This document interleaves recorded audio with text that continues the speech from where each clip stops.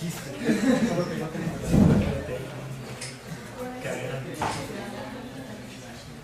Pero no era un premio muy importante, ya era yo joven, entonces ya me repuse. Okay. Ya fue hace unos Ya fue hace unas décadas. ¿Y de qué era el premio? Era el premio de la Academia de Investigación Científica para jóvenes investigadores. Uno de los jurados que decía que era amigo mío dice, pero ¿cuándo se premio Samuel Silvio que haces contar chistes? Y yo, pues sí, cierto, no puedo contar chistes.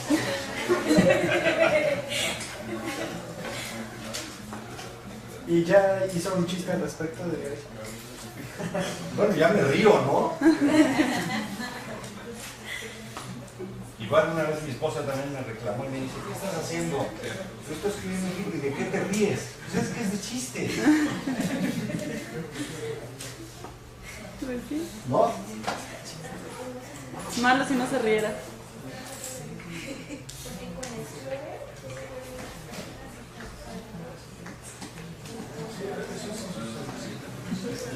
Yo digo que no era tanto, eran unas cuantas imágenes para que se vean un poco más.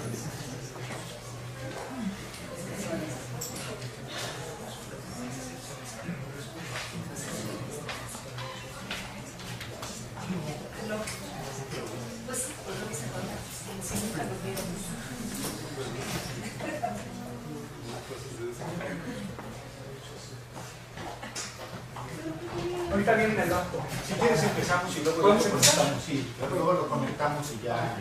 Para que pongas las imágenes y no te cueste más castigo. La parte central. Porque ahí estamos bien a tiempo. Empezamos siempre 5 minutos tarde. Bueno, pues es un gusto presentarles a Samuel Schmidt, así se pronuncia, espero. Tiene una historia curiosa porque un amigo platicó con él, me dijo que platicó con él, me mandó un escrito de él, lo monté en mi página web y luego me escribió Samuel reclamándome que por mi culpa no le publicaron el artículo porque ya había sido publicado previamente en mi página, lo cual se hizo muy curioso. Después de eso me invitó a una presentación de su libro, de lo que nos va a hablar sobre los chistes políticos en México, y no pude ir. Y entonces dije, la oportunidad la pintan calva, mejor lo invito y me lo traigo al coloquio, a que nos venga a platicar para darle un poco de variedad al coloquio. Entonces, bueno, te agradezco mucho que vengas con nosotros, de adelante. Y en cuanto consigan una laptop, le ponemos esta computadora sin fuente de poder, Bueno, para que nos pasen las imágenes. El artículo que Luis reprodujo en su blog es un artículo un poquito provocador, porque yo discuto ahí la idea del Estado fallido. Es un concepto que salió de Estados Unidos. Y yo sostengo que México no es Estado fallido, lo que es Estado suplantado. El crimen suplantó al Estado. Entonces la revista, para zafarse un poquito de no publicar el artículo, dijeron que ya no sé cómo encontrar. Ellos, claro, fue el pretexto. Y después escucho que Calderón empieza a repetir mis argumentos del artículo. Entonces yo dije a la revista, ¿quién se lo filtró a Los Pinos? No, es que yo leo eso desde 2010. No, desde 2010 yo no escribo de eso, escribo de otras cosas, pero bueno. Déjenme platicarles del chiste político. En realidad es un tema poco serio. A lo mejor de tu blog. Calderón de tu blog. Estás monitoreado. Valiente honor, ¿verdad? Bueno, oye, ya que lea, ya es algo, ¿no? Que le entiendes otra cosa. Les voy a platicar rápido el origen del proyecto porque luego me lo van a preguntar, también no me lo pregunten. Y luego les voy a explicar qué es lo que yo entiendo cuando analizo el chiste político. El libro no es una colección de chistes. Colecciones de chistes hay muchas. Interesante, en las colecciones de chistes normalmente no hay chiste político. Uno se encuentra uno que otro chistecillo. Y hay quien asume, por ejemplo, que los chistes de policías no son chistes políticos. Siendo que la policía, según Weber, que es un sociólogo alemán del siglo XIX, muy citado en las ciencias sociales, él habla del monopolio de la violencia legítima, que esto es la capacidad que tiene el Estado para reprimir a la sociedad de una manera legítima, y lo hace por medio de sus policías y del ejército. Cuando el chiste se refiere a la policía y a los abusos de la policía, obviamente se está refiriendo a un tema político. Les voy a poner un ejemplo. ¿Cuál será la presentación? La presentación donde encuentres presentaciones y luego diga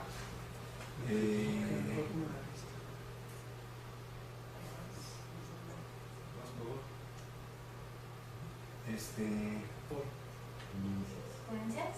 ponencias, a ver ponencias, a ver si dice humor político y a ver si dice presentación Cuernavaca.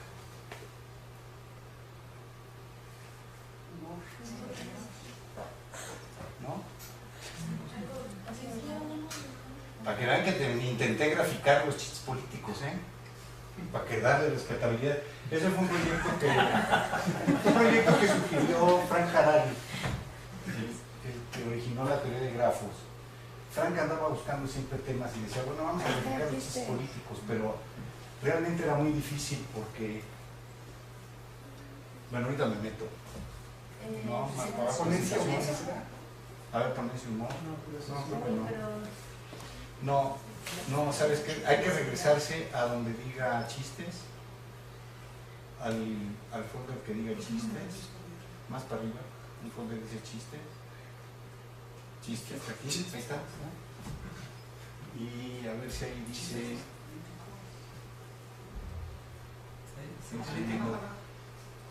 debe ser presentación por Cuernavaca, ¿no? Debe decir presentación Cuernavaca. Es que me va a buscar en todo mi No, puedes poner que sea solo en el disco, en el disco extraíble. Sí.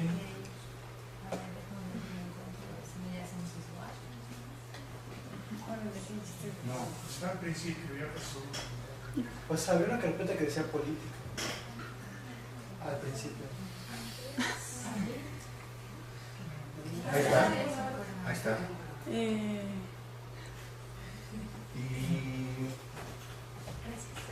esta.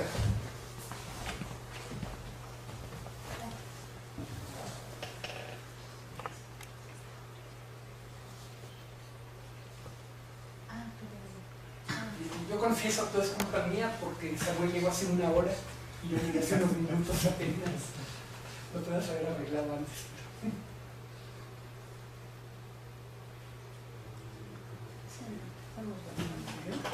Ahí va.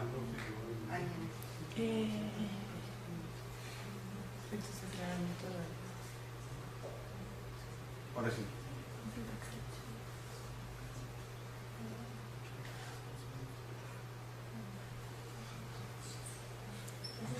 Sí.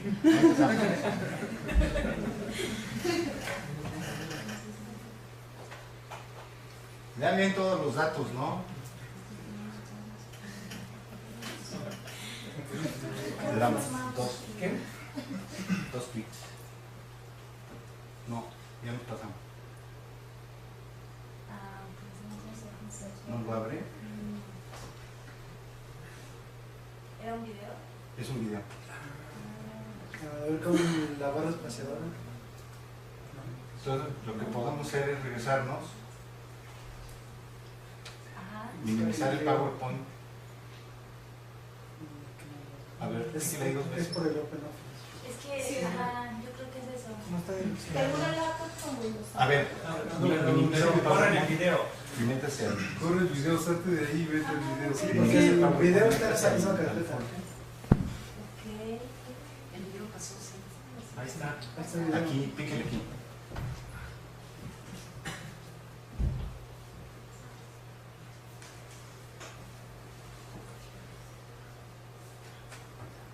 Ahí va.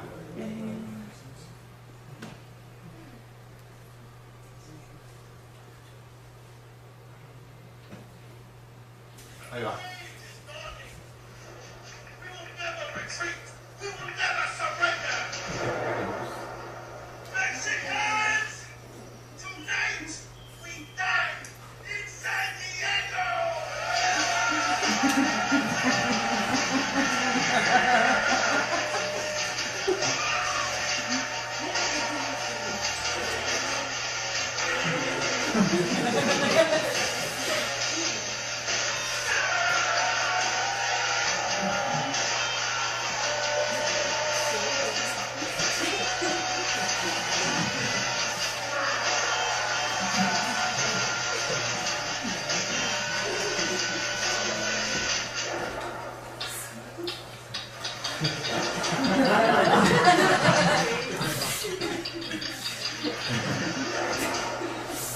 Bueno, es la parodia de la película 300.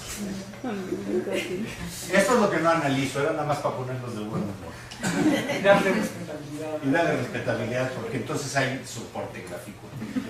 Yo lo que estudio es chiste político, el chiste verbal. No estudio caricatura, porque la caricatura genera una relación clientelar.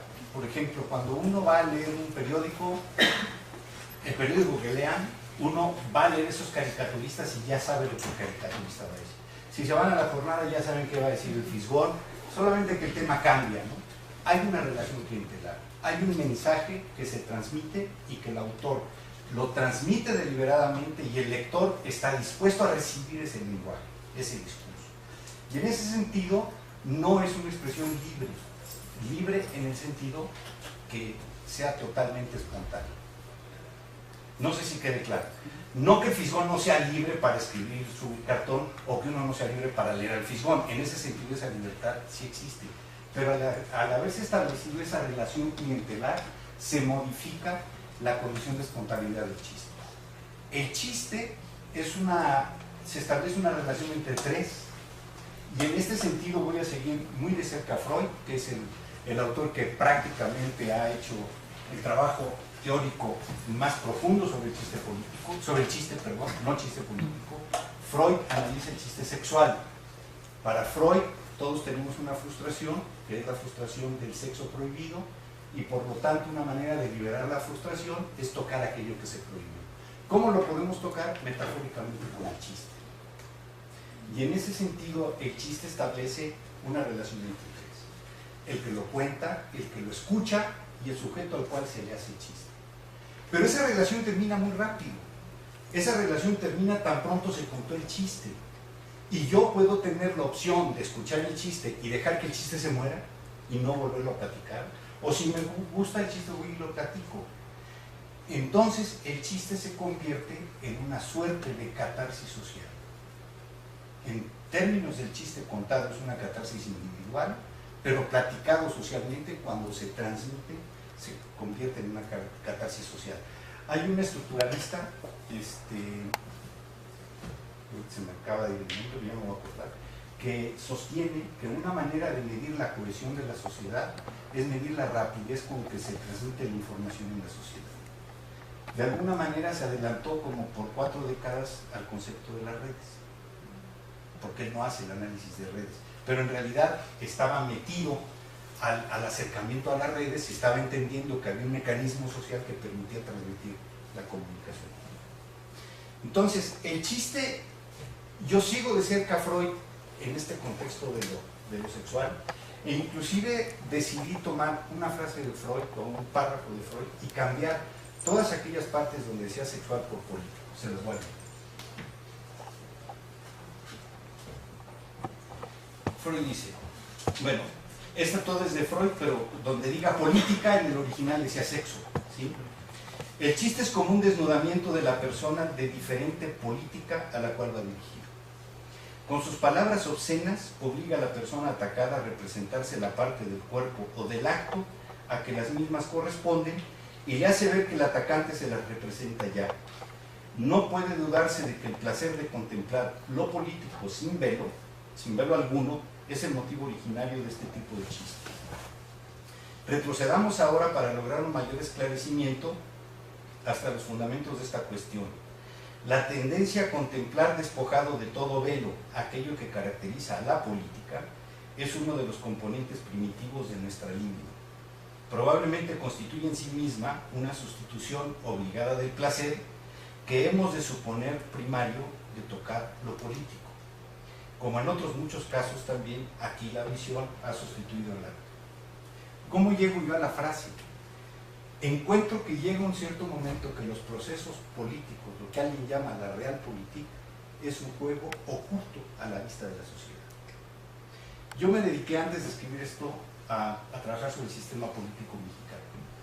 Y una de las grandes interrogantes que teníamos los politólogos es ¿cómo se escoge al presidente de la República de México? Al que sigue. Esto es hasta la alternancia, ¿sí? Hasta el año 2000. Y hay muchos análisis, y casi todos, que tratan de incluir algo, porque no hay ninguna evidencia. Hay quien decía, bueno, es que el candidato que viene es un candidato que tenía una posición en el gabinete, todos se pegaron. Uno decía, son católicos, todos le pegaron. Otro decía, no son divorciados, no le pegaron, porque más de uno había sido divorciado, ¿no? Entonces tratan de tratar de encontrar una correlación, y la correlación no existe. El presidente pone al sucesor, no es cierto. Por ejemplo, Miguel Alemán tenía un sucesor que se murió en un avionazo, y el último sucesor que tenía Miguel Alemán, que era el que había escogido él, que era Casas Alemán, no eran parientes, pero eran paisanos de Veracruz, lo veta Gonzalo N. Santos, que era un cacique de San Luis Potosí, y Casas Alemán no es presidente. Entonces, en algunos casos el presidente que sale tiene una fuerza importante para poner al sucesor, y en otros no puede. Echeverría pone a López Portillo, que es un compa de la juventud. Salinas no puede poner a su Delfín porque se lo mata. Ya si lo mató él o no, quién sabe. ¿Qué creen que dice el chiste político? Pues que Salinas lo mató, ¿no? Llega alguien, toca la puerta y le dicen, señor presidente, mataron a Colosio, y dice, ¿a poco ya son las 7? El chiste, y lo dice por ahí Forel también, el chiste establece una nueva verdad. Entonces, ante esta falta de entendimiento de eventos políticos fundamentales, yo llego a la conclusión que la política se le oculta a la sociedad. Y viene a ser un juego entre enterados, viene a ser un juego entre aquellos de la cofradía que manejan el mismo lenguaje, que manejan la misma simbología. En la época que yo trabajé en la UNAM, y llegué a ser funcionario de la UNAM, cosa que la tengo escondida en el currículum, pero las cosas no hay que decirlas. A mí me sorprendía que cada vez que salía la Gaceta, la gente iba a ver quién estaba, cuántas sillas del rector. ¿Por qué es importante? Porque en ese discurso de los políticos, la cercanía al poder es importante, aparecer en la foto es importante, aparecer mencionado es importante. Hay un discurso que la sociedad no tenemos y que los políticos sí lo tienen. Pero eso justamente, el no entender cómo funciona, el no entender el mecanismo, y en cambio saber que lo que suceda ahí va a repercutirnos a todos, nos genera frustración. Les cuento mi chiste preferido. Llega un telegrama a un presidente municipal en la Sierra de Guerrero, y el telegrama dice, movimiento telúrico trepidatorio localizado en su zona. Envía informes. Pasan 2 semanas, 3 semanas, nada. A la 6ª semana llega un telegrama que dice, movimiento sofocado, telúrico muerto, trepidatorio y 15 cabrones más se dieron a la fuga, pero seguimos de cerca. Mientras tanto no mandamos informes porque hubo un temblor de la chingada. Desmenucemos el chiste. 1. Guerrero es zona sísmica. Sería muy ilógico que un presidente municipal en Guerrero no sepa que hay movimientos sísmicos y que son telúricos o que son trepidatorios. ¿Sí? Sin embargo, en el entendimiento de la política mexicana, los movimientos son peligrosos. Fíjense qué tan cerca está, porque hoy tenía esa discusión con alguien y le decía, mira, la reacción de Peña Nieto sobre la Ibero fue tan fuerte porque sigue jugando con el paradigma de que los movimientos son peligrosos y de que alguien los está manipulando. Si estudiantes están en la calle, alguien los está manipulando, no pueden ser libres. Es el mismo paradigma. Los movimientos son peligrosos y por lo tanto se tienen que liquidar a toda costa. Y más, si el centro del país, que es donde se concentra el poder, dice que hay que liquidar el movimiento, tú lo liquidas. Y entonces se chutaron a telúrico, a trepidatorio y a 15 más, y a todos se encontraron. La sociedad ve eso, la sociedad enfrenta eso, porque el tema sería, ¿cómo le hace la sociedad? Yo te voy a meter porque es un tema complicadísimo. Alguien me pregunta siempre, ¿quién inventa los chistes? ¿Quién sabe? Yo hago aquí en el libro un disclaimer donde digo, no soy yo, ¿no? Porque acá en México, si tú te atreves a escribir un chiste político, automáticamente te conviertes en parte de la conspiración que quiere destruir al político, que le arruinaste la imagen.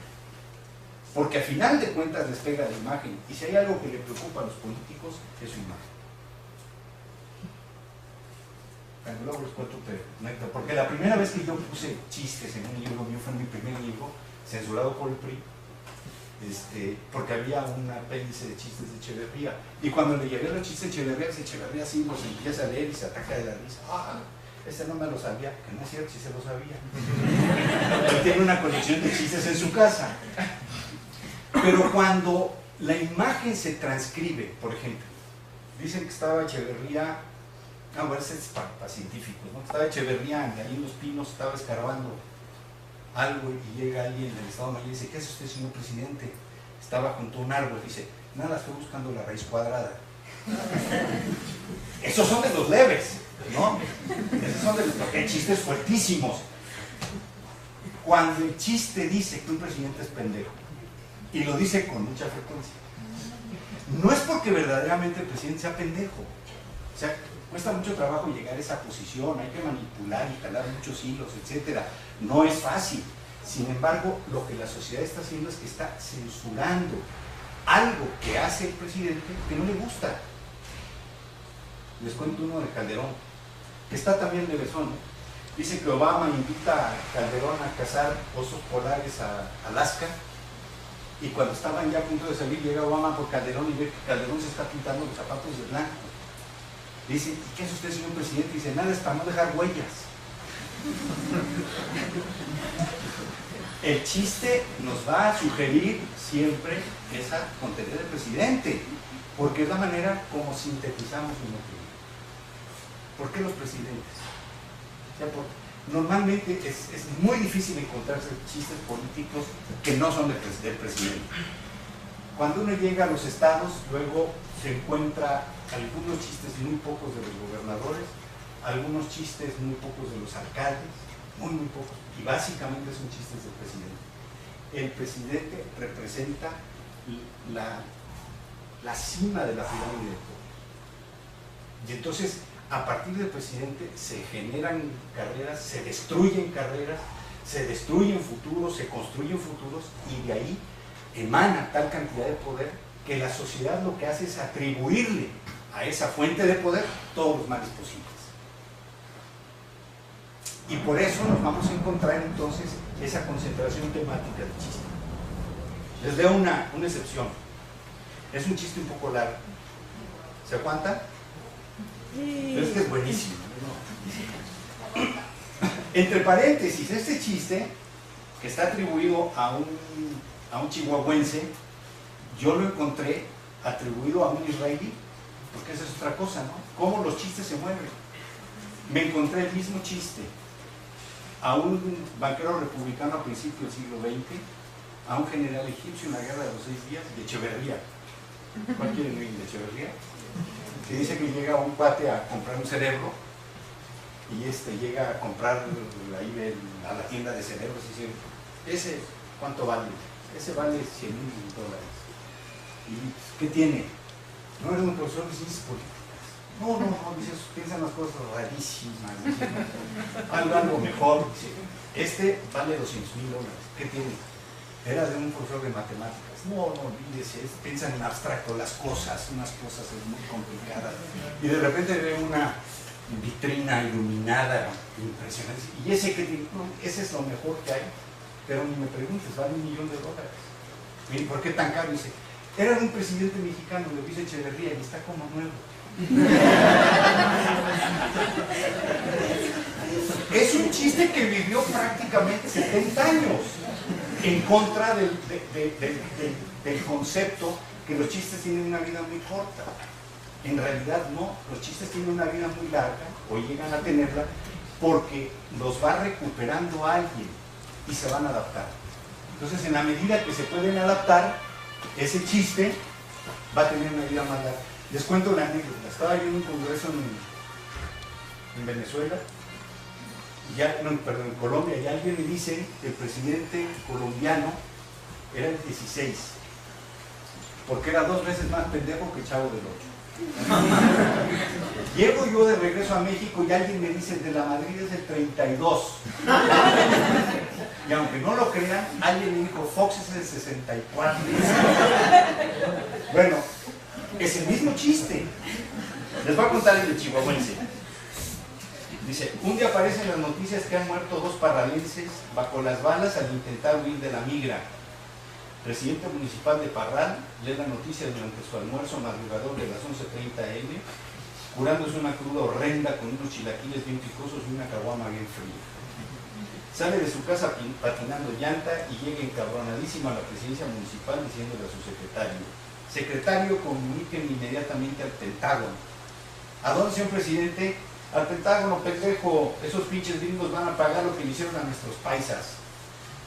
El secretario, como puede, lo comunica al Pentágono y pide hablar con el secretario de Guerra de los Estados Unidos de parte del presidente municipal electo de San Francisco del Oro, Parral.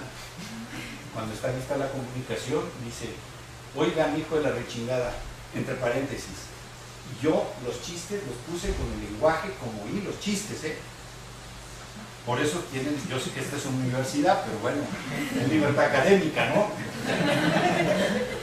Le hablo para avisarle que el municipio libre y soberano de Parral, Chihuahua, le declara la guerra a los Estados Unidos por la muerte de nuestros paisas asesinados por la migra. Disculpe, no entiendo. ¿Quién habla? No se haga pendejo. El presidente municipal electo de Parral y se los va a cargar la chingada. Oiga, disculpe, pues ¿dónde está Parral? No sé de qué habla. Mira, hijo de la chingada, no te hagas. Ya sé que tienes a tus agentes de la CIA infiltrados en mi gobierno para desestabilizarme. Parral, si no te acuerdas, está al sur de la capital de Chihuahua, México. Ah, así que ustedes nos declaran la guerra. Sí, y no se rajen, cabrón, les vamos a partir la madre. Oiga, ¿sabe usted con quién habla? Pues, ¿qué me quieres hacer encabronar? ¿Sabe usted que está declarándole la guerra al país más poderoso del mundo? Pues mire, hijo de la chingada, a nosotros nos la pela, les vamos a dar una chinga. Así. ¿Y tienen armamento? No, pues sí. Está la municipal que tiene ya policías en bicicleta. Además, algunos compas que se dedican a la chutama, pues tienen sus cuernos de chivo y sus pistolas, pero no hace falta más. Seamos muy hombres, pendejos, ya se los cargó, ahora sí.